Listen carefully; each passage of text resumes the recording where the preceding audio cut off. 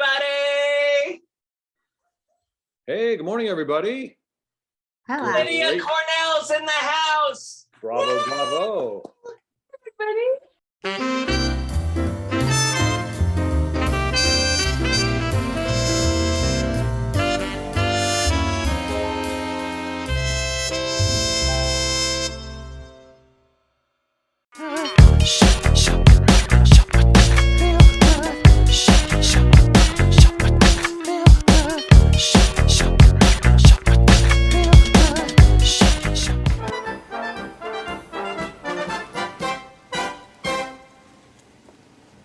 May I help you? Yes. Hi. Yeah, I'm interested in buying a bra. It's not for me. No. No, It's not for me. For your sweetheart or your wife, girlfriend. Actually, my housekeeper. Oh, Yeah. housekeeper. Okay. I'm not making it up. It's really not for me. Fine. Okay. No, it's not. Of course, it's not for you. Tell me you believe me. It's I important believe to you. me. Of course not. Okay. You know, not that there's anything wrong with it. No, because I know. No, but there is something wrong with it. What am I saying? Not that there's anything. There's Okay, a lot well, wrong you can't with say it. that in this day and age. I like to walk around with underwear on my head. Is there anything wrong with that? Is there something wrong with that? Yeah, there's something wrong with that. Very funny. All Well, right, so you really do need a bra then? Yes. Okay, Yes. for a Something woman. comfortable. Okay. She hasn't worn one in 15 years. I need something comfortable. Not a French maid outfit? No, no, it's not a lacy Oh, French 'cause maid we have outfit. lots of those. This feels very nice. Yes, this Ooh. is our revolutionary Feel this elasticine. thing. Yeah. This is the one. Lovely. This is the best bra we make. Oh, it's so Smooth, soft. very I like smooth. that. I like In that. fact, this one Why don't lifts. they make underwear out of this stuff? They do. You know? We have matching panties. We No, have a for special. me, for men. See, that's why I'm saying feel free to try on anything here that you want. We have a completely. Are you out of your mind? I'm not saying it's for me. It's not for me. No, I'm I just mean- saying this kind of foamy, soft Isn't it material wonderful? would be nice, you know, down there So for me. smooth, But yes. what? That doesn't make me a pervert just because I want to wear There's nothing underwear perverted made about out of a bra. That doesn't make me a pervert. Let's start. Let's figure out what this woman. A force beyond my control veered me straight over to the yoga rack where I got on my knees and pretended to search for a book. I was right near his feet. I could see his toes sticking out of his sandals. He had big toes.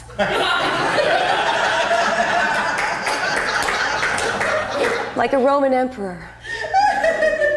I could feel his eyes burning down on me. I didn't know what to say. I finally looked up and said, "I'm trying to find God. Do you know any good books?" He started mumbling something I was hardly listening to. I remember being charmed by his stuttering and his quiet spirituality. But mainly it was his ponytail that turned me on. Well, I just had the most amazing experience with a woman in the chocolate shop. She gave me an epiphany about letting go. Can I take your order? Yeah, I'll have the falafel with tabbouleh and hummus on a bagel. Are you sure you want to mix Jewish with Arab? Oh, then put the bagel on the side. I'll just have the check. Cool boots. Thanks. They're cantaloupe.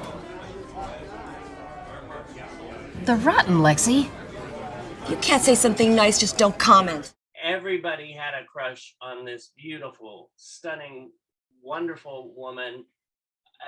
And let me tell you, I have to do the introduction, the little introduction. I mean, the AFI Best Actress nominee and People Choice Award winner. She has been in Quantum Leap, Hotel, Knight Rider, Curb Your Enthusiasm, The Love Boat, Dukes of Hazzard, Fantasy Island. I could keep on going. We all know her as Sarah Rush, the daughter of Emmy-winning TV legend Ted Knight in the ABC hit TV series Too Close for Comfort. And she is an advocate for women and children and for everyone. Here she is, Lydia Cornell. Thank you so much, David. What a beautiful introduction. I'm very flattered. Thank you. And honored. Honored to be here and to see all of you. Oh, thank you for being here. It's magic today. It's magic to have you here. Sweet. Thank you. And again, stunning. You are just beautiful. Oh, Just beautiful. thank you so much. It's Well, I have the first question. I usually don't ask this as a first question, but I wanted to throw this out. What brings you the most joy in your life? To be honest, my son, my child, and living, trying to spy on him on Instagram and find out what he's doing, number one. Ah, Because he's at that age where he doesn't want mom to know everything. He's in his 20s. So, but creating and writing and doing comedy and sort of letting the agony of auditioning go away and doing my own creative work. So I'm writing a book right now. I'm writing a screenplay. We're doing a reboot of Too Close for Comfort that we have in the works. Well, we're pitching it, but the pitch deck is ready. We wrote a really funny script. right. I really love the creative process, all forms of it. And I love theater acting on stage. Well, I have a question about, I know that you have directed and you have your film that you did.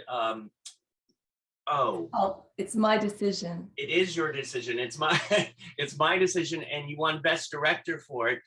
Are you thinking of also directing some of the upcoming shows? Oh gosh, I'd love to. Yes. I mean, it's every actor's dream is to direct because we're power hungry. But that's not really true. A lot of actors. No Putin jokes. Oh, right. Oh God. God. No authoritarianism in America anymore. I love directing, and it was so fun to come up with ideas. They gave me a little script. This friend of mine asked me to direct this short film that was very funny with a twist ending. And automatically I decided to put it in a mafia restaurant and have the head boss fear the people that are powerful always fear who's behind them. They don't want to sit with their back to the room. And out of that came all these creative ideas. And I cast a wonderful actor as one of the spies in the room, the restaurant. So you start, just one creative idea can spark the next. And you never stop. That's why directing's fun. You get to create the whole atmosphere of the movie. Yeah. From the music to the actors to the tone. And to make the jokes work. And you work with the camera people. It's really fun. Right. I'm excited that, I mean, you have starred in over 250 TV movies and film in 27 countries. What is your advice for everybody about success? What is a success to you? Oh boy, it's a long journey. It was a long journey to get to the point where I feel so happy inside that I no longer look outside myself for success. I did in the beginning of Hollywood. And it was very, very painful to constantly look at other people and say, do I look pretty enough? Am I cute enough? Am I thin enough? No, it took, the truth is women, and I don't want to be a victim here, but women throughout our society have been forced to stay in a certain kind of body shape and a body image.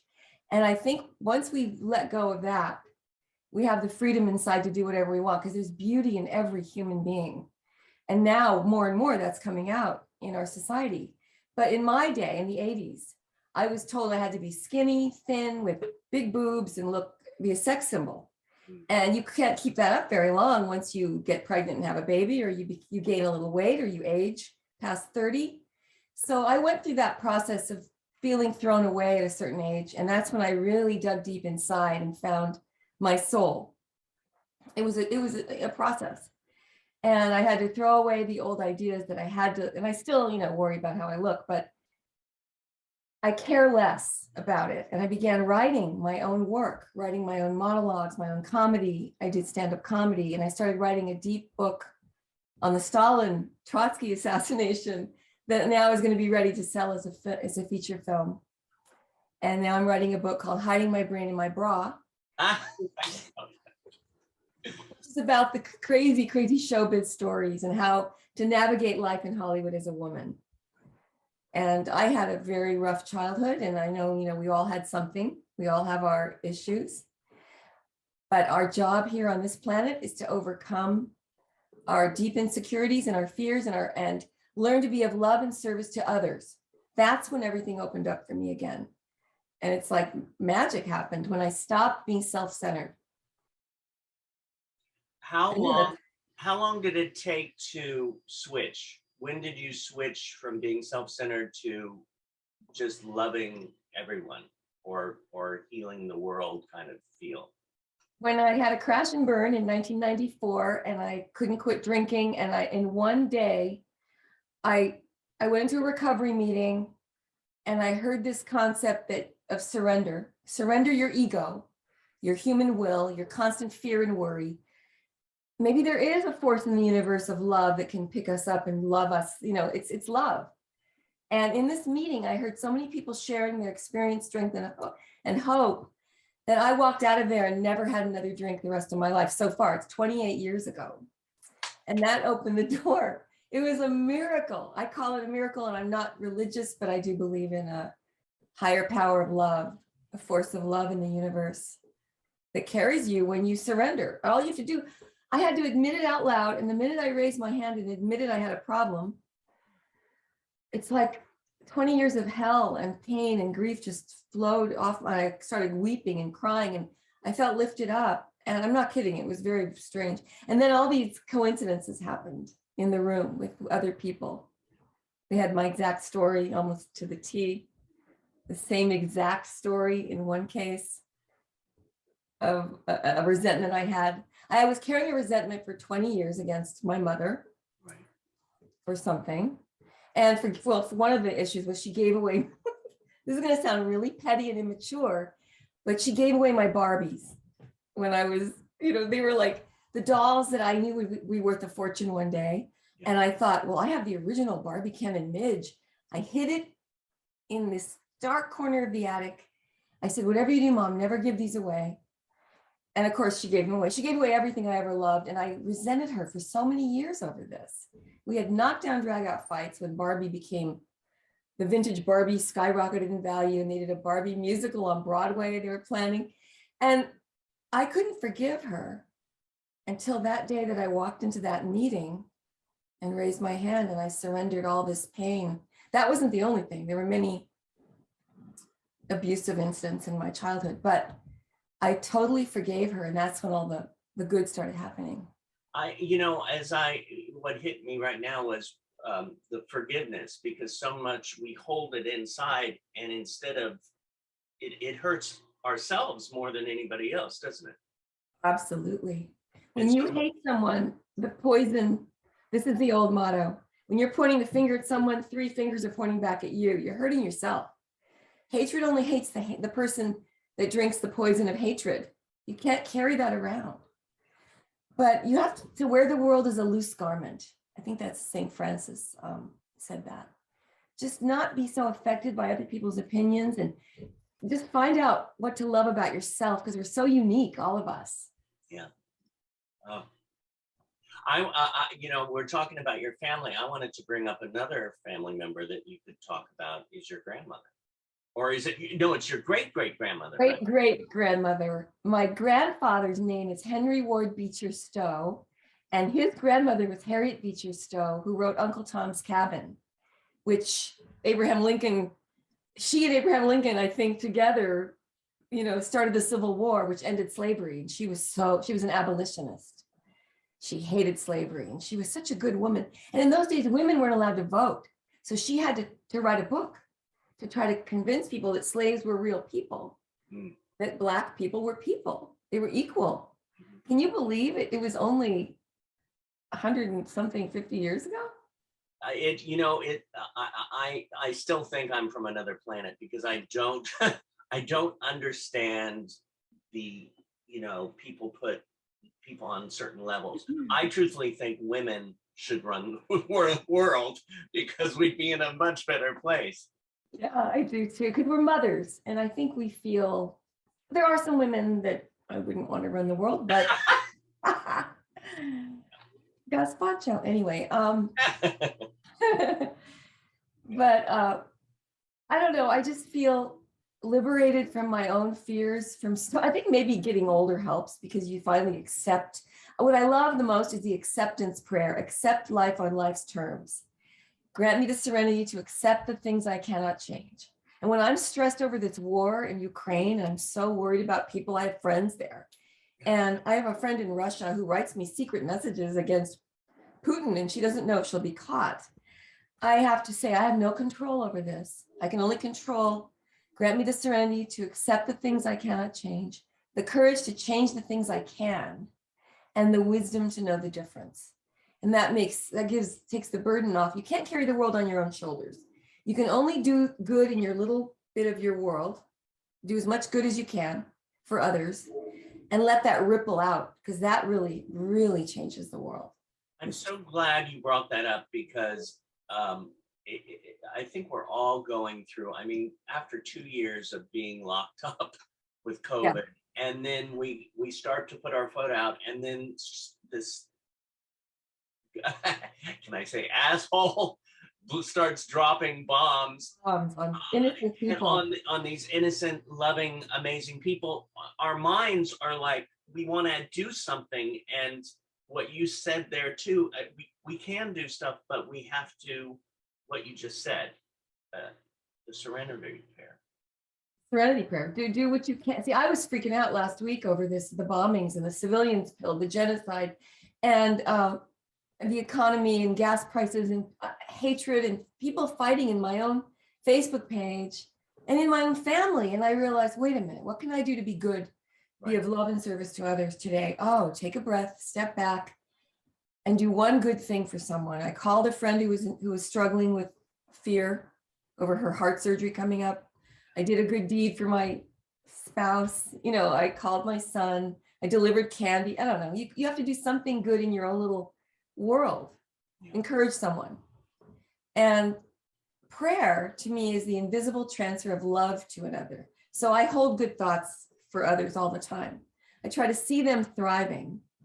That's the way to do it, not to beg and plead some anthropomorphic being in the sky, but to actually see them thriving, see people healing.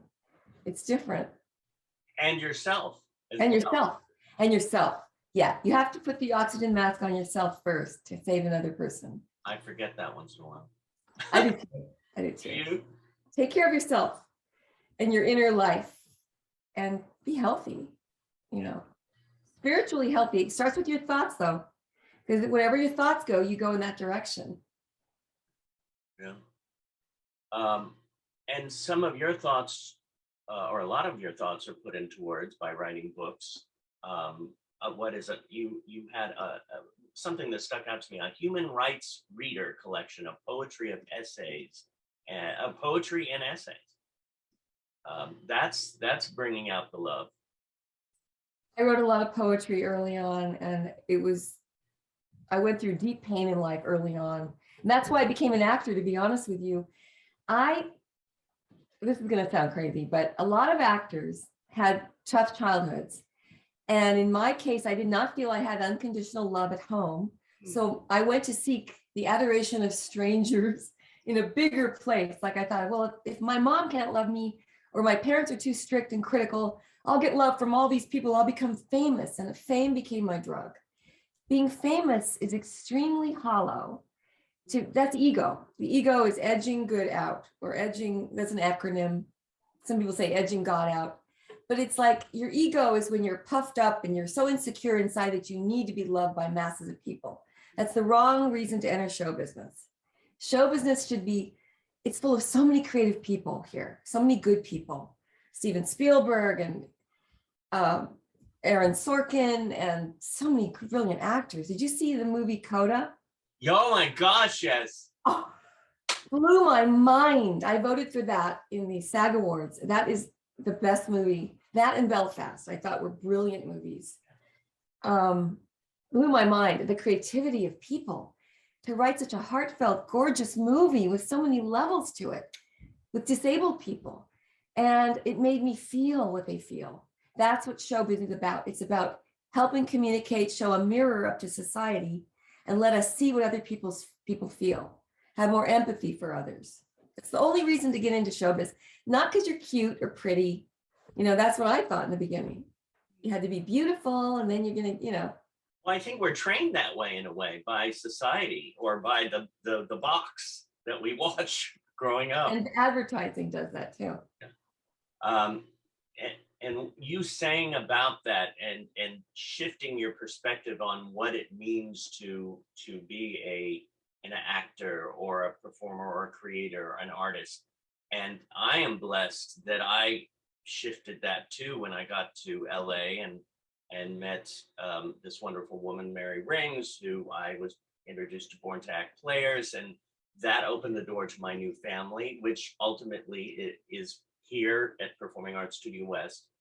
And we have some of the family members I know, and I'll be throwing in other questions as we go along, but I want to bring in a few people who have said that they want to talk to you and connect with you. So we'll have some questions now. I know that, let's see, Zuli Johnson, we're going to start with you. Here we go. Hello, buddy. Hello. Yes, I grew up watching you too. But I had a question for you. Is what the most exciting story that you know when you were working in a recording studio before you beat Ray in the TV series Too Close for Comfort?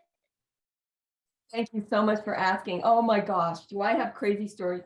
I wanted to break into showbiz so badly that I was in college in Boulder, Colorado, at University of Colorado. And I thought, I was head of the business school speakers bureau. And I thought, how can I break into Caribou Ranch, the recording studio up in Netherlands, where the Beach Boys, Billy Joel, Elton John was recording a few years later. It was the most famous place in Colorado. And it was harder to get into than the White House. And I couldn't break in. I always tried to sneak in places. Instead, I invited 3 concert promoters to come speak.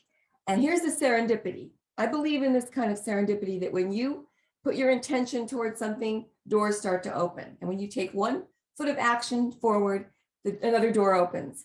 And I manifested it. It was the 3 speakers said, "You want to join us for dinner tonight at the Red Lion Inn," which is up in a canyon. I went, "Sure." And who was there but the owner of Caribou Ranch, whom I sat across from, they introduced me to, and he said, "Hey, why don't you come up to the ranch and get a job there?" And I worked there. Oh my God, my first job was picking Billy Joel and his band up from the airport in a snowstorm. And I crashed the entire Chevy. I didn't know how to drive 4-wheel drive, and I was pretending I did. And I crashed them into a snowbank. Oh no! And they were in the car. Billy, it wasn't bad. I mean, I hit the wall, right. And Billy, I got fired, and Billy Joel went and fought for my job back. And then I worked, and then I ended up being the ranch photographer, taking pictures of Joni Mitchell and Carole King. I was so starstruck. I was like a kid in a candy store. And I worked there for a year, and then I worked there the whole summer before senior year and the summer after. Before I came to LA, and I became a road manager of Michael Murphy, who did the song Wildfire. So it was a really interesting time. Thank you for asking. I forgot about that. Oh, thank you, Zuli. Zuli, I love your name. Thank you. Oh, thank you, Zuli. Sometimes we get a little frozen on Zoom. Let's see, we have, Julian Carrasco. Julian Carrasco is here, Dad. What's the question now? How long did it take you to get into the acting business? How long did it take me? Well, I was in every play in high school. I was very shy. How long did it take her to act? How long did it take me to act, to decide I wanted to get my first part, you mean? Oh, that was a crazy audition, but I'll tell that a little later. No? It took me only a year when I was in Hollywood, because I worked for Jack Webb Studios as an assistant, and then I sneaked onto the Paramount lot, and I went right into the Happy Days set, and I walked through the red door. There's a red light flashing, and they said, I walked right into the middle of a scene they were filming, or they were on a break for 2 seconds, and I went up to Jerry Paris and Gary Marshall. They were talking, and I said, "Are there any jobs here? I have a resume." And they went, "Darling, yes, but you walked right in the middle of a shot here. And there was Henry Winkler and Ron Howard sitting over there in the Arnold's Diner. And they made me sit aside for one more shot they were doing. And then they said, if you want a job, you can give your resume over here. And then I met Donnie Most, and we became good friends and started dating. And Donnie Most just directed me in a movie with Linda Pearl, a Zoom movie last year. It just got some awards. I should show it to you sometime. Oh, I would love to see that. 10 minutes short, we played sisters. Linda Pearl and I played sisters. So anyway, I was so desperate to break into Hollywood, but I didn't know what to do. And so it was hard to get an agent and to figure out how to start. And I went on a date one night with an agent, and he took me to a restaurant called La Scala. And at the front booth was Natalie Wood, Fred Astaire, Natalie Wood, Fred Astaire, and Robert Wagner having dinner together at the front booth. And I was shaking. I was so starstruck. And I'm like 21 years old. No, older than that, actually. I was 23, I think. And the agent introduces us, and I'm shaking, and we sit across from them. And during dinner, Natalie Wood did this to me. She summoned me to their booth. This is so amazing. And I went, me? And I walked over there, and she said, Mr. Spelling would like to meet you. I guess Aaron Spelling meets all the, blondes in town. And he said, are you an actress? I said, yes. Would you like to be on a Love Boat? And I went, yes. Well, why don't you audition for my casting director, Kathy Henderson? Come in tomorrow to Warner Brothers. That's where they were, I think. And I went in and I got my first Love Boat. And I had no lines. Oh, yes, I had one line. And I blew the shot by looking right into the camera. And the director went, darling, another director, you don't look in the camera when we're acting. You pretend the camera isn't there. So I had to wear a bikini and play shuffleboard. So that's my first Love Boat. I did 6 Love Boats. Yeah. Later, I did 5 as a star of Too Close for Comfort. They always put these stars in Love Boats. But my first Love Boat was an unknown actor. And I got the job from Natalie Wood. Wow. My first break. I love those stories. Thank you, Julian. That was a great question. Thank you, Julian. Oh my gosh. Okay, now let's see who we have next. Should we go for Alexandra Hart? Alexandra Hart, we'll unmute you and get you up there. Hi, Alexandra. Hello. My question is when did you start writing a book? Oh God, that's embarrassing. I started writing the book a long time ago. My first book I wrote before I got the series, and I'd written this epic on Stalin, the dictator. And I really did a lot of research. And it was based on some photographs that the producer gave me at the Jack Webb Studios. My boss was a director named Georgie Sherman, and he directed a lot of John Wayne movies. I think Red River, I'm not sure. And Jane Mansfield movies. And he had the original Trotsky photos from the assassination in Mexico City, the original police photos. And he gave them to me and he said, what do you think of this? It's a great story, right? And I went, let me write it. And I wanted to prove to him I could write something. But instead I got carried away writing a book. And the book, I took it to CAA. I walked in there, I didn't know who they were. They were like a literary agent at the time. They weren't as big as they are now. And they grabbed the book and they represented it. And right after they got the book, I got Too Close for Comfort and I stopped writing the book. Cut to 20 years later, I was having a baby and I finished the book. And then I didn't sell it yet. I started writing Hiding My Brain in My Bra in 2015. And it should be done by now, and it's almost finished. My mother died a year ago. I started taking care of both parents, my mom and stepdad, the past 3 years. Or actually from 2016 to 2020 when they died. My mother died in 21. So that took up a lot of time, and I changed the story to a more linear biography rather than just a series of silly essays about being a woman. Right. Thank you for asking. That was a long answer. I'm sorry. No, I loved it. Thank you so much for that question. Thank you for that, Alex. I'm just hearing your stories, and they're so. You're just so there. You're just so honest and real, and it's so refreshing and loving. And thank you.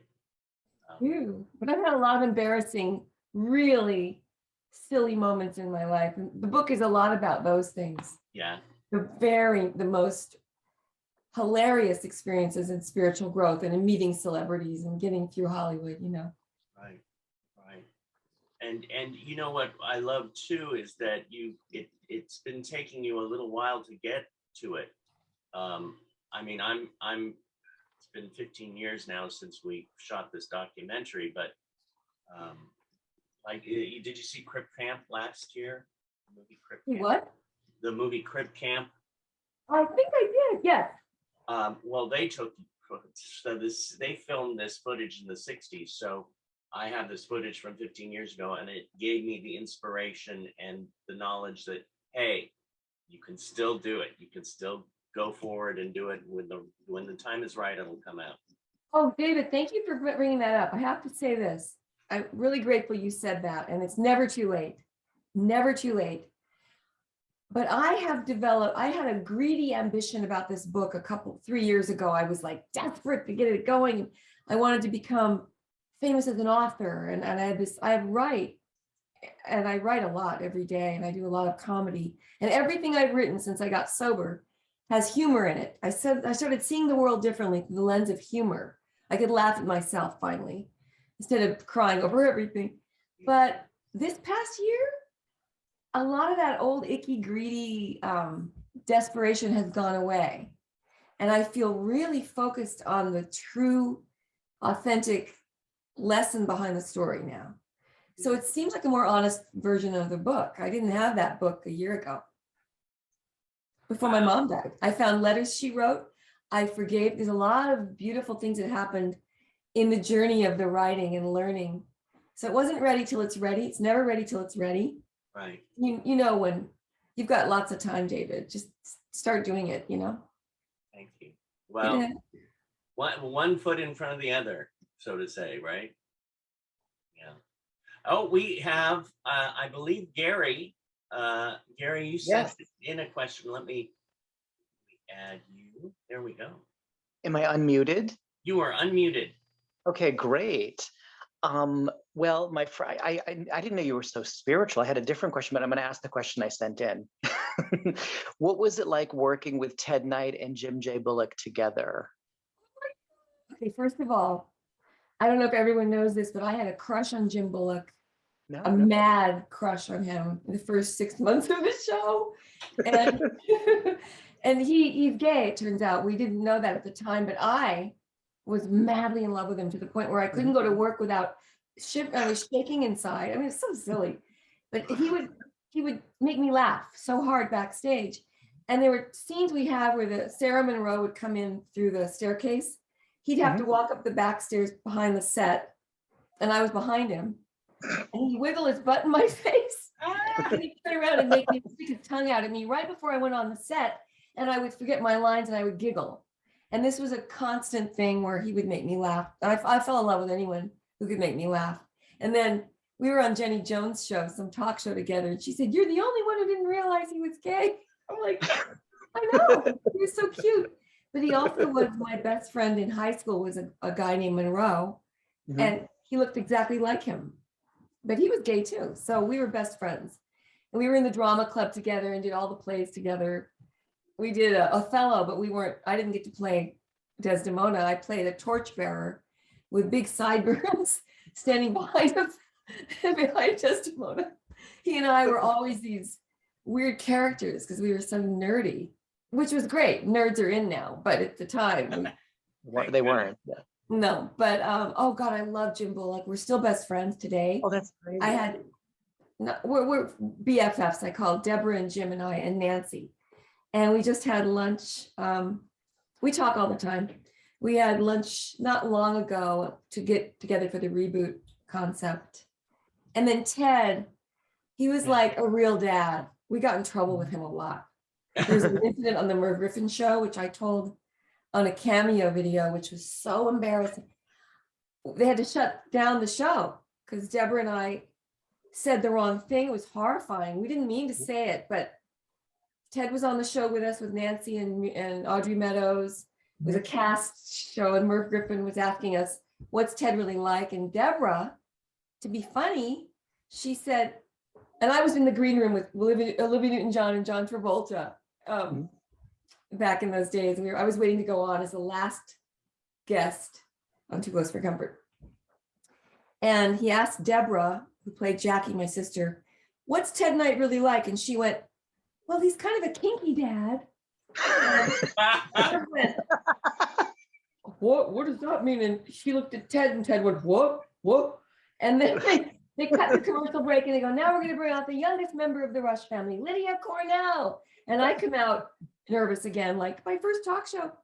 And I sit down, and he goes, what did she mean by kinky? And I said, to be funny, I made this up. I said, well, he likes to look down our bras and lift our skirts and pop our bra tops now and then and throw spit wads in our bras. I said something like that. Well, the truth is we did a lot of pranking on the set like that. Like they would throw spit wads into our tops, and it was nothing dirty, but I made it sound. Oh, no. Deborah and I were there like this, and no one laughed. And the whole audience got really quiet.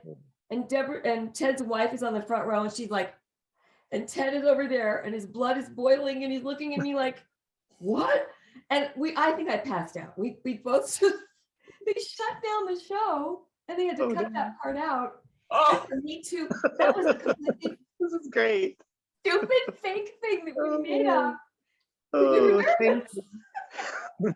it's interesting. It's like, oh, let's be witty on the show, and it backfires. It's like, no, I didn't mean that. It was a joke. Our skirt. I don't know where that came from. I think we had one time we had a basketball game where everybody was throwing things at each other, and Jimmy might have done that, Bullock, but oh my God, can you imagine? And then afterwards, Deborah and I were so scared of Ted was like really mad. And he goes, that's okay. They cut that out. And we went home together and stayed up all night worrying. We went to work the next day. We stood outside his dressing room and said, we're sorry. And he was acting really mean, like George C. Scott and Patton. And he goes, and then he burst out laughing. And he said, it's okay. It's erased. It's gone. It's over. So he could be really fun.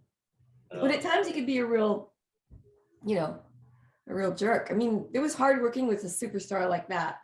Because I got so nervous, I couldn't look him in the eyes when we're filming sometimes. So I'd look above to his forehead, and he'd have to stand on his toes.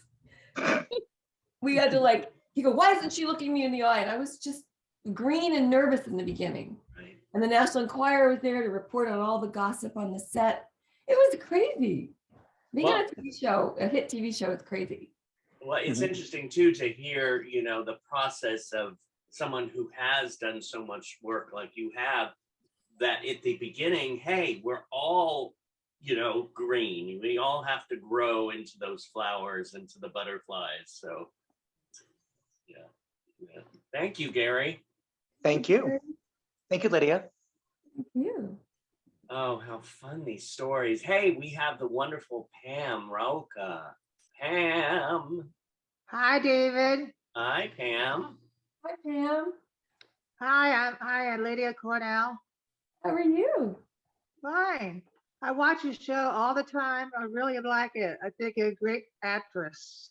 I want to know, how many hours did you start working on a show like every season? Too Close for Comfort. How many hours? Yeah, how many hours you start working on it, and then they probably film you and stuff. Okay, each show was, here's what we would do. We did 26 shows one year. We did 22 shows a year. We did 3 shows, 1 week for each show. Each show took a week, and then we'd have a week off, which is pretty luxurious hours. But here's what happened. Monday morning, we'd go in and have a table read. And we would go in late because Ted didn't want to get up early on Monday. So we go in at 11 a.m. on Monday. And we'd read at the table in our own private, without the producers there, just the children, the actors. And on our sound stage, we wouldn't be on the stage all the time. We'd be, in the beginning, we were on the stage. John Ritter from Three's Company would pop in and say hi. So we'd always have fun with McLean Stevenson or John Ritter, who was, Jack Ritter on Three's Company. Yeah, John Ritter, Three's Company. Jack Tripper. Yeah. Yeah. So it was fun, and we'd all make jokes all day long. We'd pretend to study, but we were just children. By Tuesday, we'd get on our feet with the director, and he'd move his podium around and say, would do the blocking, which means you stand there, Lydia. Monroe comes in the door, he screams, and then Ted sees him and he comes from the bedroom. So we'd block the show, which means you'd have your script in your hand and you'd start to learn your lines according to where you're going to stand and be, or your action. Like I'm peeling an apple, or, Muriel comes in, or Henry with a pizza. So, and then Wednesday was the run through for producers, and we all got scared because we didn't like the producers. They were the guys in the suits. They were the writers, but we were the kids who were the actors. And Ted was even scared of them too. He didn't like them. So he'd go, he got nervous before each run through, and it would be like a producer run through at 4 p.m. at the end of the day, Wednesday. And that always went okay, because then the producers would have notes and we would always get our feelings hurt. We were so immature at times. I can't believe how much we told a lot of dirty jokes. Ted was the funniest on the set. It was just fun working with him. He was like a real dad. And then we were all the bad guys.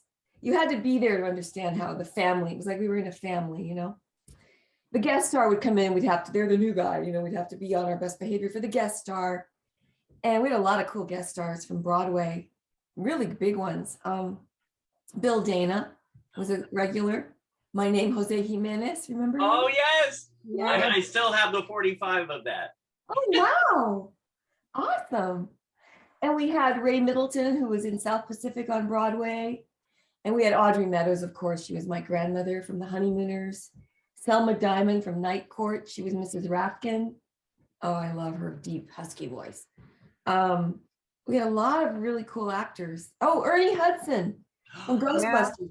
His first big break was on our show. He played a bank robber, and we ended up spilling the money all over him at the end of it. Was a hysterical show. Lots of guest stars. So anyway, by Thursday, we had a camera run through when it gets cold and you have the cameras on, and it's cold in the studio all day because the cameras need cold air for some reason. They were rolling multicam before cameras, and then the director would be up in a booth.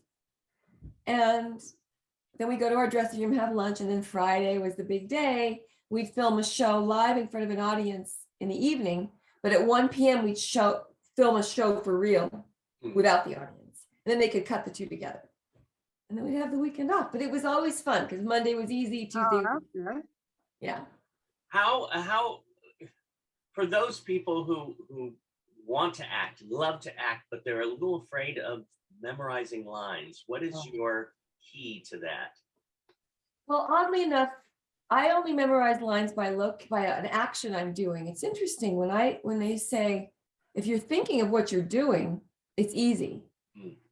Like, what's my intention in this scene? Oh, it's to convince him that I'm innocent. Or it's to hide I was wearing a skimpy outfit, a waitress outfit. I didn't want Ted to see it, my father, Henry. So I pulled a pillow up, and everything he asked me, I was in the moment, like improv. I'm listening. If you're listening well to the other actor, you don't have to worry about memorizing that much. But if you have a big speech, it's just, you have to memorize it. And I do it in chunks, and I record it into I record it on a tape. I have a app here for recording, and I play it over and over and over in my car on the way to an audition. I play my own lines. I do both parts, but I do the other part in a deep voice like that. And then I do my lines normally. Okay.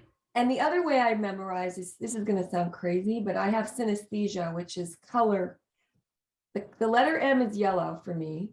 My whole life, I've had these things where I see letters in color. So B is always a grayish blue. M is always yellow. K is kind of a dark burgundy. R is burgundy. I don't know where these colors come from, but they help me because Monroe and Monday is yellow. So whenever I have an M in the script, that helps. And that's very strange. I don't know how to explain that. It's one of those, it's a brain anomaly, but you just have to do it. You have to commit yourself to memorizing, try to place objects for yourself, like you pick up a coffee cup in that part where you want to get your point across, and really think of what you're trying to convey, and study the message behind the scene before you memorize, so you know what your intention is. I don't know, how do you do it, David? I don't know. So I actually, no, I have done it with a cassette recorder. You know, when we had the cassette recorders, I've done it that way. I just go over, one line at a time, and then I add the next line, and then I do the 3 lines, and then I add the 4th line, and then I do the 4 line. And then sometimes I get help with somebody if it's not sticking. And then also I do picture the connection of, if it's talking about fruit, I see the fruit in my mind and connect it. And then Picture it. Yeah. And It then, also helps to write out the story in your own words. yeah. And improv is the best way to learn acting, I think, because you're listening to the other actor and you're playing off of them, and that's what it's all about. Acting is communicating. Thank you for that. Thank you, Pam, for that question too. Pam, Welcome. yeah, thanks for watching. Thank you. Guys, I know we have some students. We have about 15 minutes more. So There's a woman named Jamisa and someone named Mark. Wait, yes, let Mark Wells and Jamisa. we'll do that. We'll get Jamesia right here. Let's see. There we Oh, go. and Hey, Jamesia. Oh, hi. hi. Jimmy. Hi, Liddy. How are you? I'm good. You? Good, thank you. How long you writing the book stories? How long? How long? How long you writing the book? Oh God, it's embarrassing. I keep saying 2 years, but it's actually been over 5 years already, because I changed it. It was in the beginning, it was a series of essays about raising aliens, boys, living with a Neanderthal, and my logo, my log line is all human suffering is caused by Victoria's Secret.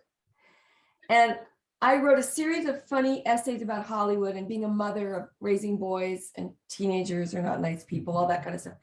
And I honed my comedy through this book. It's a series of essays I'd written throughout my life.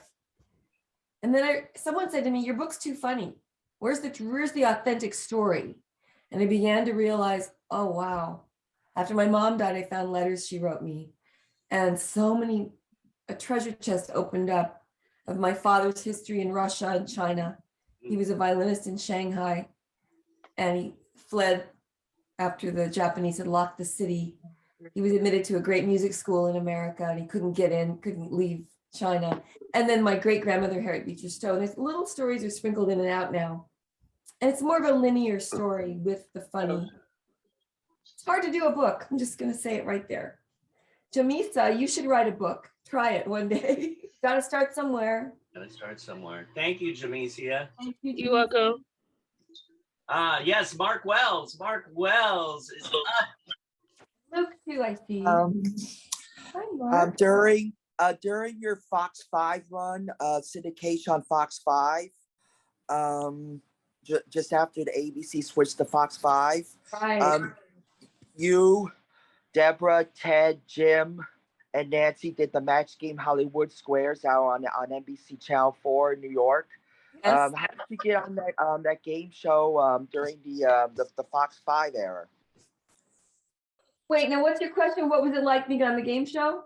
Match Game Hollywood Squares hour. What was it like? Yeah. Oh my God, those were fun. Apparently I'm on almost every night on Buzzer and Pluto. I saw you. Thank you. You've got a good memory. Well, it's interesting when you said Fox 5, because ABC had our show for 3 years, and then we went to become the Fox Network's first run syndication deal. It's a complicated story, but Fame and Too Close for Comfort were the first 2 shows on Metro Media, the new Fox network back then. So before the transition to Fox in 1980s. Right, exactly. But we did all these game shows and Match Game Hollywood Squares. I think Paul Lynde was still there. Do you remember? Oh, I I love. remember Paul Lynn when we did with Peter Marshall era. Yeah, well, we did On one NBC. show with Paul Lind, and he was sitting above me, and I remember he was in the middle square, and I was right below him, and he had wine. I remember it dripped on my head somehow at one point. You think he did it on purpose? He's so funny. Oh my God. From Bewitched. Oh, I used to love Paul Lind so much in Bewitched. I He's love the him. funniest guy in the world. And then Jim Bullock got that center square, but we all did a family match game Hollywood Squares. It was a lot of fun. And Password, I remember I won $50,000 for a contestant. I beat Fred Grandy from Love Boat, and he went to Yale on Super Password. I love that. Thank you, Mark. Those shows were fun because they were easy, because you go to do 5 shows, 5 match game Hollywood Squares in one day. They said, bring a different blouse and we'll look like you're on a different day. So they film 5 in one day and it looks like you're on different days, right? That's the trick they use. And they pay you only one paycheck for that. Anyway. Great question. Thank you for that, Mark. Oh, it was my birthday on Monday. Happy birthday. Happy birthday, Mark. Wow. Thank you. Happy birthday. Celebrate all week, all month. How are we doing on time here? Let's see. Let's do Lanzarote. Lanzarote record. We'll just we'll go down the list of the little hands that I see. And Luke has been up for quite a while too. So. Okay. We'll go right down the line. Perfect. Okay. I have a question for Lydia Cornell. I have Hi, a question for Lanzarote. you. Okay. How long have you been doing your podcast? The podcast. That's really interesting. I have a trademark because I had so many of these sparkling coincidences, I call them, that are uncanny. It's called God shot. So the small g, it's not religious. God shot is an uncanny coincidence that's so unusual. And Einstein said, coincidence is God's way of remaining anonymous. So I couldn't explain these things. And I started this podcast in 2020. And it came about as a God shot. So I have a trademark and I'm going to try to build that. I come from the angle of not believing, I'm not religious. My partner is a doctor, a doctoral candidate and a nurse. And she did test studies of patients who, and they lowered their cholesterol levels through positive thinking or meditation and prayer. So we're going to try to do science proving the power of positive thinking through science. It's kind of like proving love, that the force of love exists. Yeah. And it's tangible and it really helps you and it really works when you apply it. It But sounds thank you for asking. it sounds like a meditative podcast where it's truly healing. Yes, and it's metaphysical and it's got a lot of humor in it. So merging the idea of science and God has always been interesting to me, but I don't believe in the fundamentalist religion so much as the power of love. Love is our birthright. We're all here to love each other. And to spread love. But thank you. I'll send my podcast link to David. It's called God Shots and it's on Anchor, Spotify, Apple, and on YouTube. Okay. I'm gonna start watching. When's the next one? I'm interviewing a book author on the 21st. We just started launching officially last Thursday, but we've been doing them on and off for the past couple of years. So April 21st. April 21st. Got it. Thanks, Lanzarote. You're welcome. Thank you having me. Thank you, honey. Hey, how you doing? Hey. Hey. How you doing? Actor to actor. I like this. And you're an actor, right? Yeah, well, you bring up the guy named Ernie Hudson from Ghostbusters, right? I love Ernie. But I met him when I did that show called Secret Life American Teenager. Oh, you did that show? With him, 5 seasons. Oh, But the question is to you, the show, Too Close for Comfort. If they have a season finale, how you move on and think about the cat. Like how you say goodbye to the cat itself when you leave the show. Didn't get to do that. And I just had lunch with Nancy Dussault, my mom, who's 81, and she looks incredible. We met her at the beach in Ventura for lunch with her husband, Val. He directed Too Close for Comfort, too. Nancy, my mom, said that Ted Knight did not want the family in the show anymore in the 6th year. He wanted to be a single man and start a new life as a newspaper editor or something. And he tried to he didn't want us in the show anymore. That was what the truth was in the 6th year. I just found out that he didn't want her in the show either, but her manager fought for her to be in, so she got to be in the new. Isn't that weird? I don't know what he was thinking, because poor man. Did it last much longer after that? He passed away that year, after that season, that strange season where we did season 6. We didn't get a finale, unfortunately. Oh, I see that. Because I heard the name, some reader coming when you met him, say, how you feel about losing some reader? I know it's sad. Think of him, but how you feel about some reader himself. Interesting. Yeah. Hey, did you said you were did you know Anson Williams, who directed The Secret Life of the American Teenager? Anson Williams? Yes. From Happy Days. Yeah. Yeah. In fact, we had Anson on here. Oh. And it wasn't a big class, but we had Anson, and then we surprised him with Luke, because Luke, I know I recognize you. and his lovely co-worker on the show, Michelle, who's here. Awesome. So Yes, keep on. wonderful Michelle Marks. Yeah, the question is, Luke. are you me, song reader, what happened? Like, do you miss him? What you story about song reader? When you say reader. Oh, John Ritter. Oh, John how Ritter. How do you? I miss him. Yeah. He died too soon. He died at 52 years old.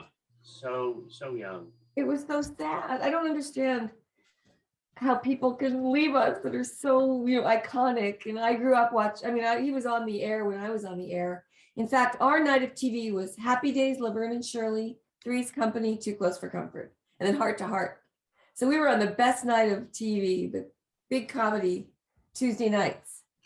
And it was sad when we lost John Ritter. And I do miss him, but he was so much fun. He would come in and sit with us and joke around on Mondays. Oh. Great guy. Great guy. That's something I remember. There's certain moments you remember in your life, and I just remember his passing. It was like such a shock. I know. But we have a few more questions here, as you can see. What time do you have to leave? I'm fine. I can hang out another 15 minutes maybe, or. Oh, perfect. Okay. I want to go with what's best for you. That's fine. Thank you. Ryan Jameson. Here we go. Hey, man, how you doing? Hey, good to see you. Hi, Ryan. How are you? Good, good. Nice smile. What question do you have, Ryan? You know, I'm starting to get back to my creative writing again. I actually had a story in my head, but I just couldn't get it out. Can you do it standing up and out loud? Because sometimes I write best when I record into a recorder. You want me to stand up instead? No. I meant starting to write your story. Start from the one most exciting moment of your life, or the weirdest moment of your life, or the most painful moment of your life. And then you can flash backwards or go forwards if that pivotal moment in your life changed everything. Or a moment where you loved somebody so deeply. You start from a moment. That's where I like to start. To tell a story. I don't know if that will help you. That's gorgeous. We have a poetry class here at Performing Arts Studio West. So, I know, Ryan, you're a part of that too, right? Mm-hmm. Yeah, so that might be the next trigger for the next poem. There's a great book for actors that I always tell. I taught at LMU. I taught acting for screenwriters right before the pandemic. And it was on its feet. We were in a black box theater. Yeah. But the book I love, there's two books. One's called Audition by Michael Shurtleff. It's the best book on acting I've ever read because he talks about incorporating humor and love into every character you play. Even if you're a serial killer, they're looking for love, they're lacking love, there's something missing, there's something about love in there. And that makes every audience, when the audience is watching an actor on the screen, they look at the actors who have love there somewhere, or humor. Like Robert De Niro always incorporates humor into his crazy characters. Right. And you want to watch him more and more because he's somewhat funny, even if he's supposed to be a dark character. And this other one, well, I have Stanislavski, but the other book I love is called, for you, Ryan, or anybody writing, it's called How to Write Your Own Monologue. Write your own monologue, your own life story. And it's a book that teaches you how, and I don't know if that's the title. I think it is. How to Write Your Own Monologue. That'll get you on your feet. When I say on your feet, I mean stand-up comedy wise, or to do a one-man show, to tell your life story in a short piece for 20 minutes. Mm. And that'll help you. I tell stories in real life about my about how I grew up. Cool. Wonderful. I'd love to see that sometime. Thank you. Awesome. Let's see. Oh, Jonathan Roth, you're up. The lovely Lydia. Hello. Hi, Jonathan. How are you? I'm good. My dad has been a big fan of yours and something can remember. Your dad? And it would mean a lot to him if there was any way for him to follow his dreams. To what? There is a way for him to follow his dreams. Oh, yeah. Your dad you're talking about? I am, yeah. And do you want me to write him a note or send him a picture or just tell him how he can follow his dream? I want to give him advice about his dreams because he's been watching you show ever since he was in his teen days. I love your dad for that. Give him my love. Give him a big hug for me. Is he there now? No, he's not. He's in a meeting right now. Darn it. Well, I would love to, talk to him or send him a nice note or a little message or something. Just tell him I give him my love and I want him to follow his dream. I will. But what is his dream? His dream is to where he creates buildings, and I think he does his love of many buildings, which is a year ago. He builds buildings? Yeah, and I think he got his love by watching you snow. Oh, how fun. By the way, we went to visit the Too Close for Comfort house, that beautiful, crazy red house. Yeah. I have a picture in the background somewhere. And the woman who owns it now, God, that thing went up in value to $4 million. She had us come in and she gave us a tour and then she sat down and now we're friends with her. Lois Goodwill. She's a really cool woman. And now we're friends and we write letters back and forth. So architecture is a cool career. Yeah. Tell your dad hi from me. I will. Give him a big hug for me, okay? This is wonderful. I noticed that gorgeous lady with wings behind you. Oh, this is the Southern California Motion Picture Council. I got this award for the Golden Halo Lifetime Achievement Award. Yes. Very sweet. For doing hundreds of TV shows and movies. It was an honor. Yeah. The ceremonies are really fun. Gorgeous. Awards aren't that important, but they're fun. But as we noticed, the award ceremonies aren't that classy anymore. I know it's like life has changed so much, but it's that shift again. Awards or love? I'll take the love. Yeah. And getting rid of ego, being more right. What would the other person, how do you make someone else feel good? I mean, how do you get off yourself? Self-centered fear is just such a nightmare. And it feeds you more when you're given the love there because it'll bounce right back. Exactly. Well, I never said that. I always do Corey Allen. I used to study with Corey Allen, and he would always do this motion about giving, because I used to just give. Oh. He would do this, but I never thought of it as if you toss the love out there, the love Bounces back. back. Well, actually, the truth is, I had someone on my show last week who went through financial hell, and he said the minute he started giving without any thought of return, the money came back to him. He gave generously. A friend came and he said, I'm going to lose my apartment. This wasn't just a friend, it was his sponsor who'd helped him in life.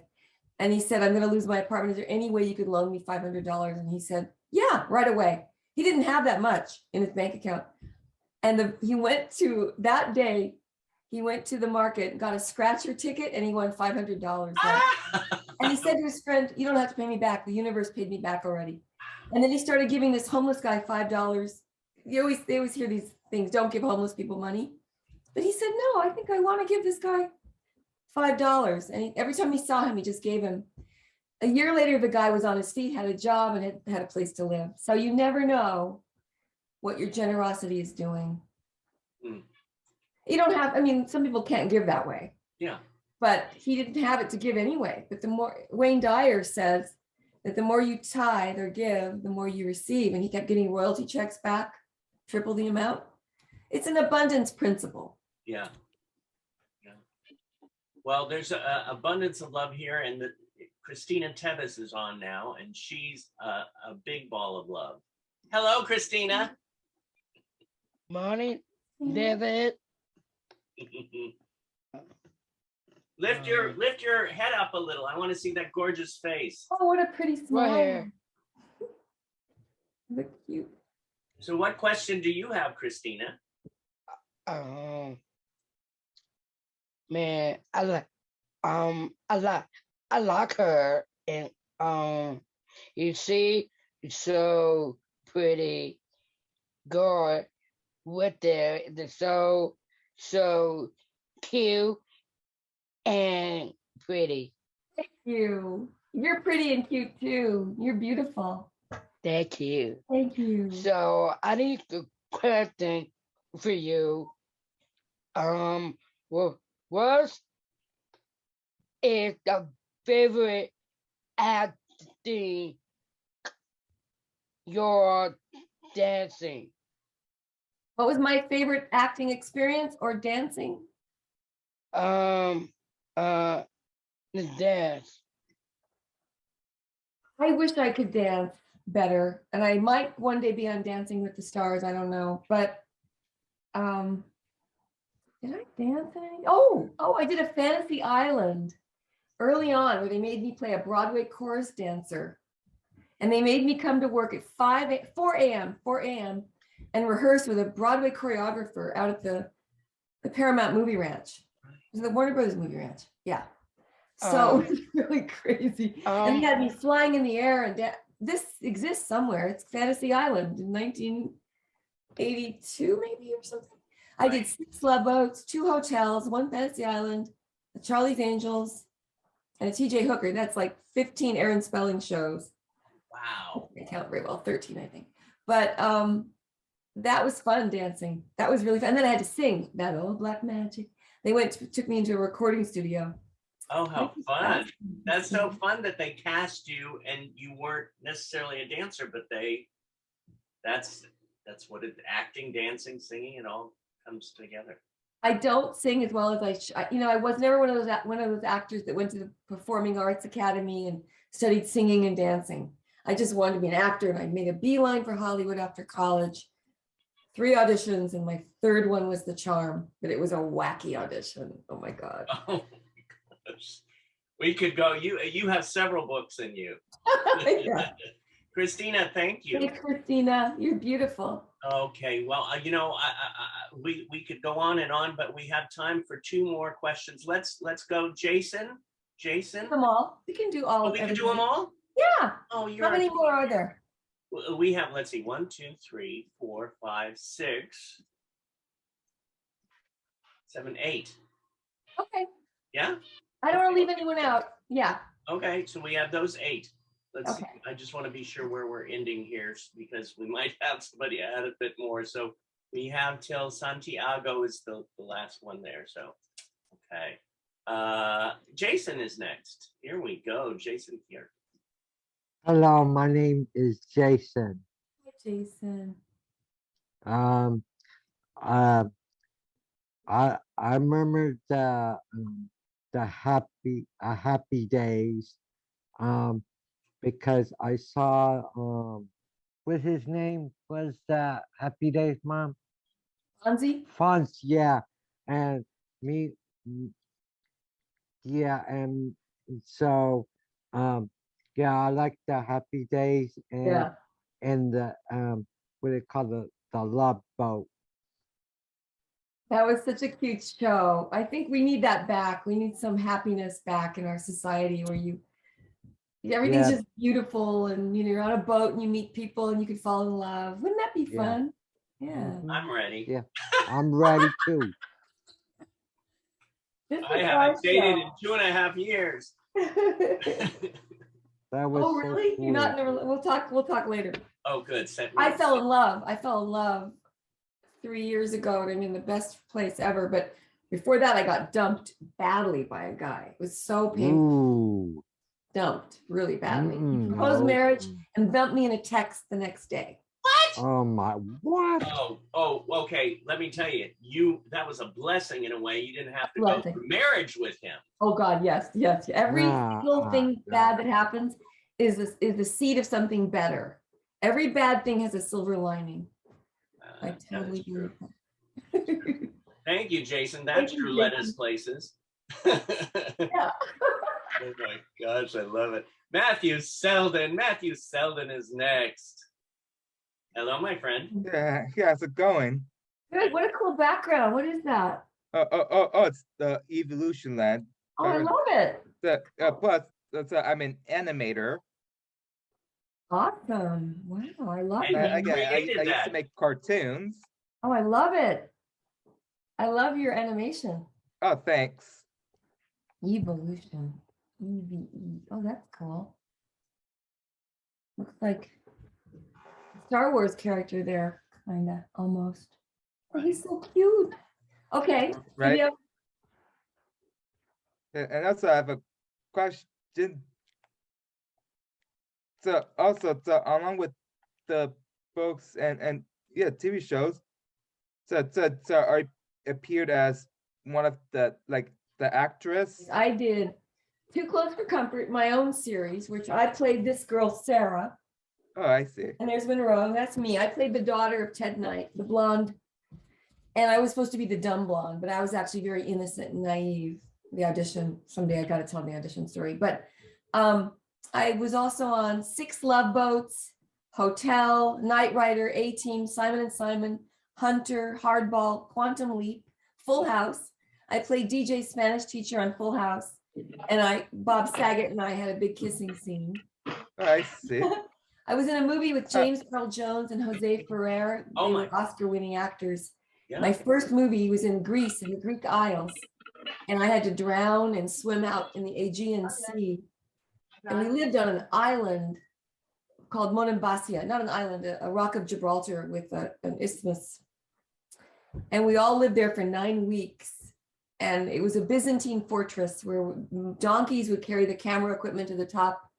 And we all lived in these caves. We actually, it was a Byzantine castle, but a lot of our scenes were down in caves in the water. James Earl Jones was a scuba diving, a fellow character, and I was his best friend, and I die in that movie. Oh. And my body, he comes and finds my body, and the director kept saying, Lydia, to look dead, I want you to open your eyes and keep your mouth open, and the sun and the salt water coming in and out of your eyes, and don't move. And I'm like, how am I going to keep my eyes open with the sun in my eyes? I know, right? Oh my God. Actors have to do crazy things. But to be your first movie in Greece. Oh my God, it was beautiful. Oh, that's my Martin dream location to go.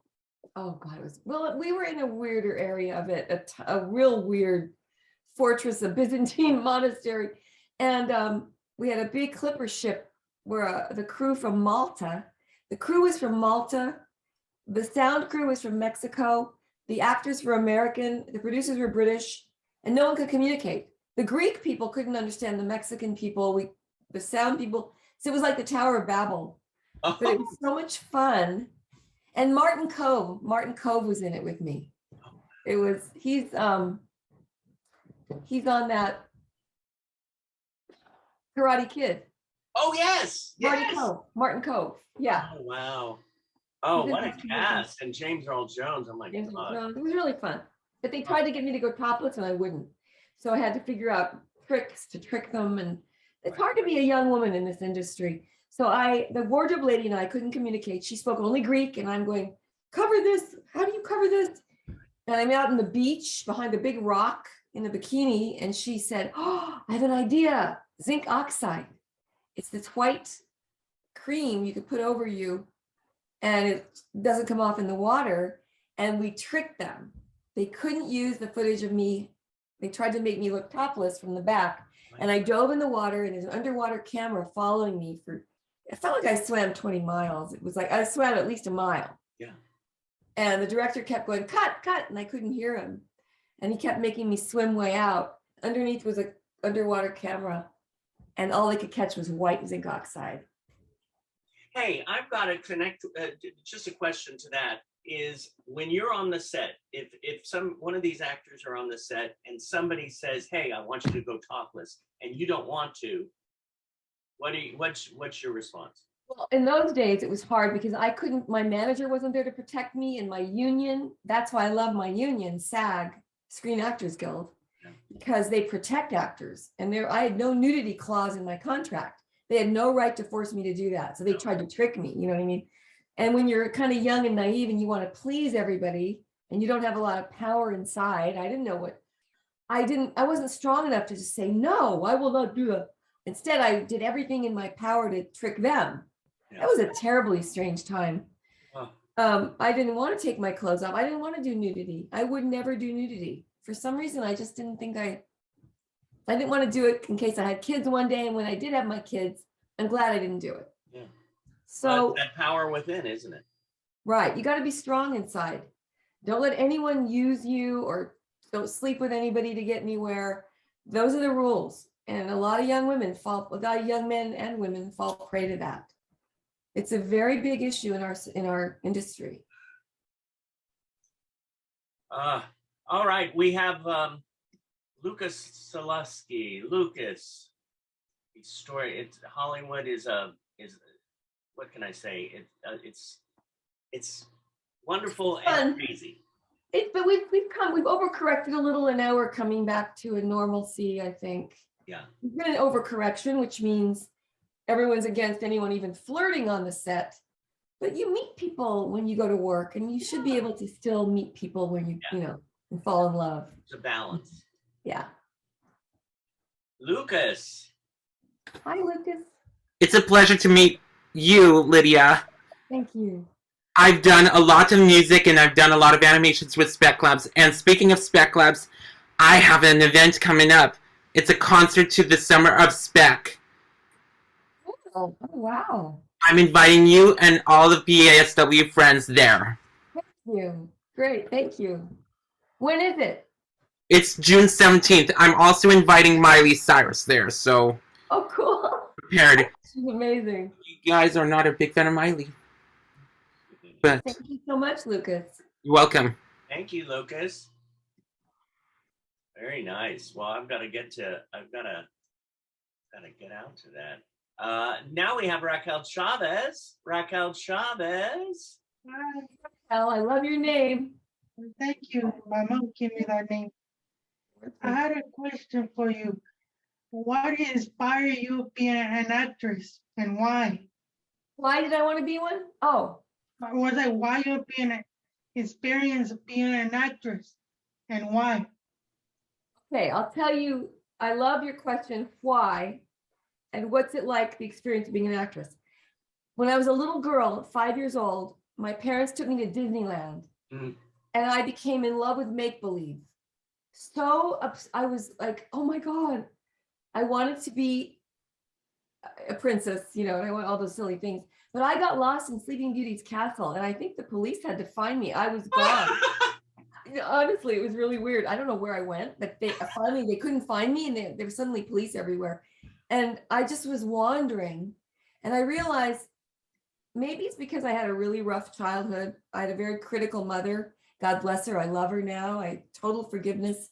But I think it made me feel like I needed to be in an altered state of reality. And I wanted to play make-believe my whole life. That's why I love to write stories. I love to find the gold inside something, the sparkly bits. And it's just a sense of wanting magic, wanting to be transported out of your own reality. And that may not be such a great thing, because if I had a really normal, happy childhood, I may never have done anything but just had lots of babies, which is something I wish I'd had more of, frankly. But it takes a long time to find yourself. So I'm grateful for everything that ever happened. Because if one domino hadn't been in place, I wouldn't have this child I have, or I wouldn't have had this amazing moment with you guys, or the sobriety that I have so gifted with. Any door you take can lead you down a different path. But I love acting. When I was in high school, actually when I was in 7th grade, I went to the Y-Tween, the YMCA, and I enrolled in an acting class. And I became in love with playing a different character. And then in high school, I took an acting class, and I had a teacher who looked at me, and he was such a great guy, Dr. Hazeltine, Mr. Hazeltine. And I did a monologue, a soliloquy from The Glass Menagerie. I played Tom. And I did this whole monologue, and he was looking at me like this, going, and I have tricks in my pocket. I have things up my sleeve, but I'm no ordinary magician. Whatever I did, I transported myself to a different character, a different universe. And the teacher looked at me like, that's amazing. And that inspired me to go on and do plays and to audition for plays. And my best friend Monroe and I were in every play in high school from that moment on. I played Petra, an enemy of the people. He played Aslaksen in Ibsen's Enemy of the People. Then we did Othello as torchbearers, and then we played Playboy of the Western World, and we just loved theater. And I loved how you played Tom. Oh, yeah. The role of Tom, because, why not? Exactly. It was the best part in the beginning, Thank you. Thank you, honey. Thank you. Awesome. Let's see. We have Monique. There she is. Dun, dun, dun. Hi. How long you be there on the happy days? I love the happy days. A long time. I was on Too Close for Comfort. We came on after Happy Days. Right. But I did break in the set on Happy Days. So I was there. Who's your favorite part in the happy days? Oh, Fonzie. Fonzie? I love Fonzie. He's cute and funny, huh? Isn't he He's cute? very That funny. leather jacket. Yeah. But Everybody I has like crush you on- though, but you're doing good on happy days. Thank you. But I wasn't on that. I did break into the set on Happy Days, and I had a really one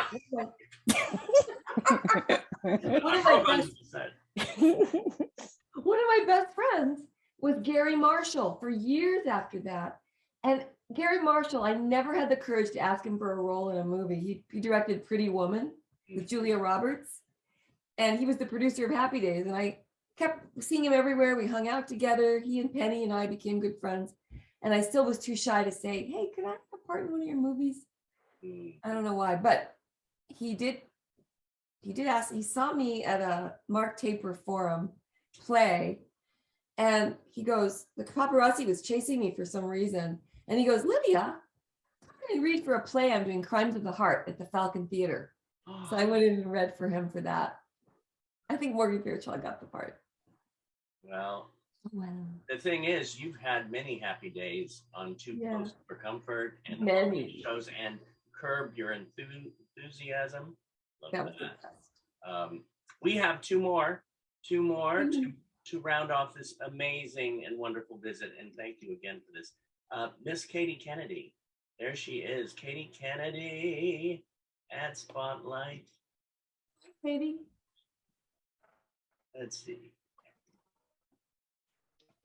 Hi. I hope some movies.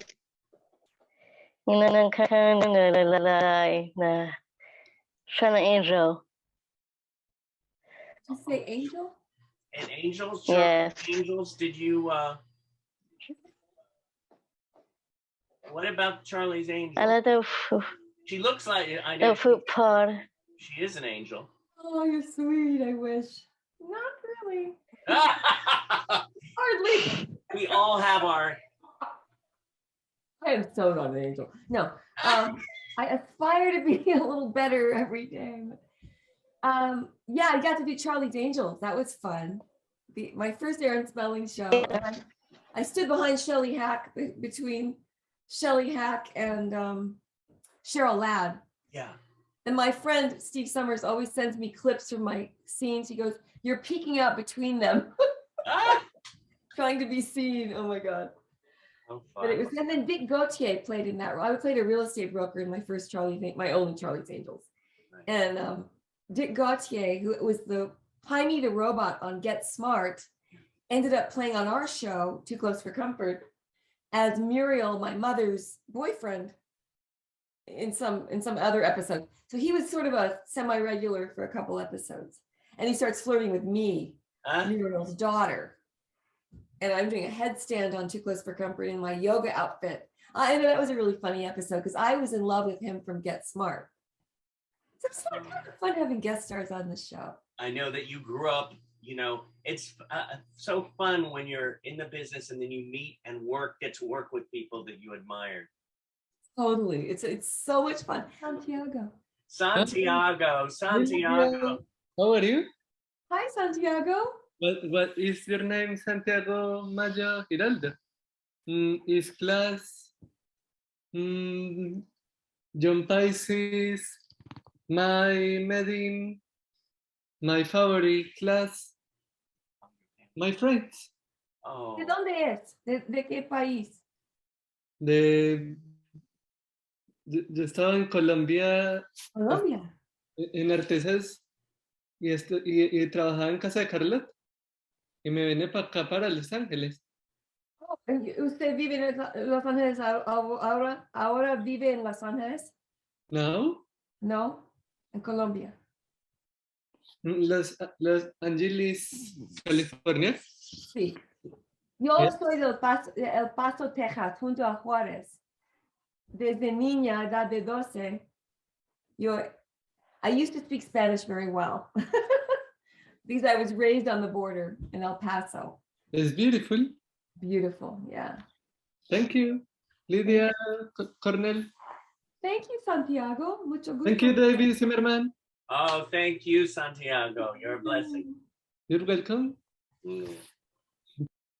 Oh, I very, love this. very nice to see you. Thank you, Santiago. Mucho gusto conocerte. I love this family. I do. It's so sweet. One last question for you. What do you want the most at this moment in your life? I want my son to call me back. And I want him to have a baby. I want grandchildren someday. But what I really want creatively is to see the book I'm writing produced as a TV series. Because it's about how to create a really good soul out of broken pieces. And it's about falling up in life. It's something, I haven't seen comedy that helps people. And I want to see that where it's palatable, where it's something people would want to watch, not something they're spoon fed that's too spiritual or too, boring. But there's a new kind of comedy that I have been writing for years. And I want to get rid of my own demons of fear, procrastination, and just get it out there because I have been sitting on it too long. Well, For I know me, it's a personal goal right now. I know when it comes out, it's going to be exciting, and I love the audio versions too. Are you thinking of doing an audio book? Oh yeah. Oh, definitely. I think so. Yeah, and I want world peace. I want to stop all these. I just wish the truth could come out. We could have no more fake news and propaganda and lies. And when you go to the higher thoughts, which are usually thoughts of love, peace, no regret, shame, or guilt, That's the thoughts. Those are the higher thoughts we need to tap into. So whenever you try to make a decision in life, if you go to the higher thoughts and they're inside you, they're your higher nature. Like I'm always combating my lower nature, but that's kind of the theme of life. But when you really tap into your higher nature, you operate from a different level of trust, and things go better in your life, and people are more friendly, and you're friendlier, and you're more open and giving, and a lot of health issues clear up as well. But we're all valuable and wonderful, and we all deserve, our platform to do creative work. There's a room for everybody. There's never any limits. Thank you. Thank you. Thank you, Lydia Cornell. Hey, let's all thank Lydia. And what we're going to do is we'll do a little snapshot of everyone on the count of 3. Okay, on the count of 3, we're going to smile or whatever. 1, 2, 3.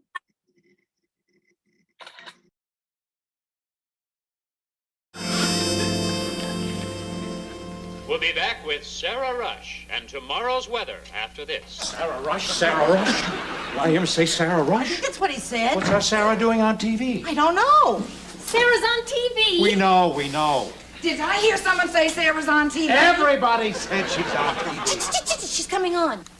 And now, filling in for Selma Wong, here's Sarah Rush. Sarah, what's in store for us weather-wise? Sarah, you're on. What? I'm on? Oh! Hi, I'm Sarah Rush. Wrong camera. Oh. Hi, I'm Sarah Rush with tomorrow's forecast. Today. Tonight. Or now. There will be some rain falling in parts of Louisiana. Got it on Wyoming. And Wyoming. Not Wyoming. With the exception of Wyoming. There will be some sun clouds over the Great Lakes area. It's Texas. So what? Everybody likes some sunshine. No, that's down. You're getting into Mexico. Move it up. Don't press it. Don't lean on it to Mexico.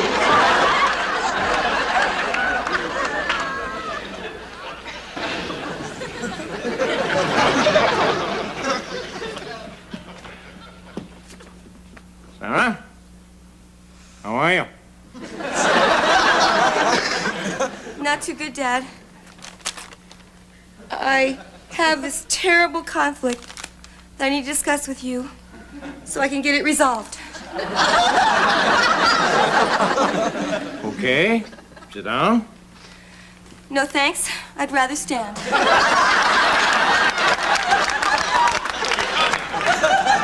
Why are you... Good evening. This is Sarah Rush with the 6 o'clock news break. 7 Sicilian sailors sought in suspected smuggling scheme seized at San Simeon, sources said Saturday. President Reagan has asked former Israeli Prime Minister Menachem Begin to advise on Mideast peace talks. An earthquake rumbled through war-torn Managua, Nicaragua this morning. And Soviet leader Yuri Andropov tours the Ukraine. Details on these and other stories tonight at 11. Very good, Sarah. In fact, ladies, you were both excellent. Now, what I want each of you to do is give me an in-depth commentary on the Mideast peace talks. Sarah, since you're in place, we'll start with you. But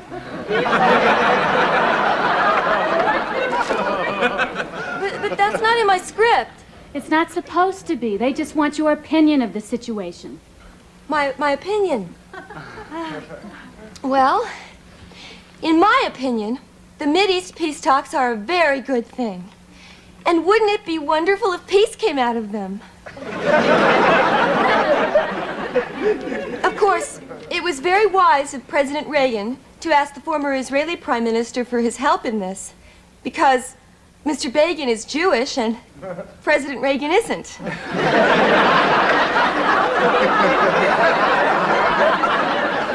We could have a war on our hands any minute if these peace talks don't get started.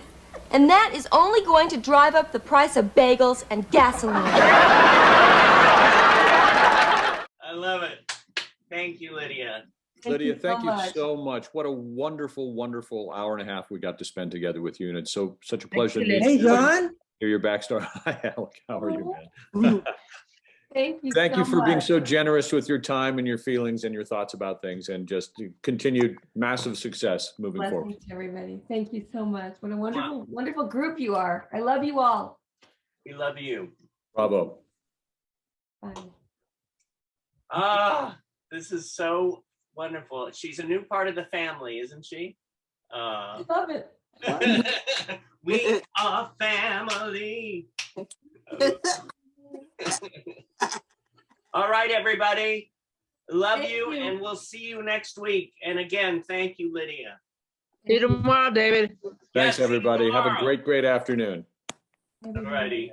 Bye. All right, bye, everybody. Bye, guys. And Bye, Lydia, guys. thank you very much. Bye, And from the people for We love you. I love you, David. Stay safe. I love you. Okay? I love you, David. Bye, David. Yeah. Lydia Cornell. I will see you again I like sometime. the kissing part David. with my dad is my favorite.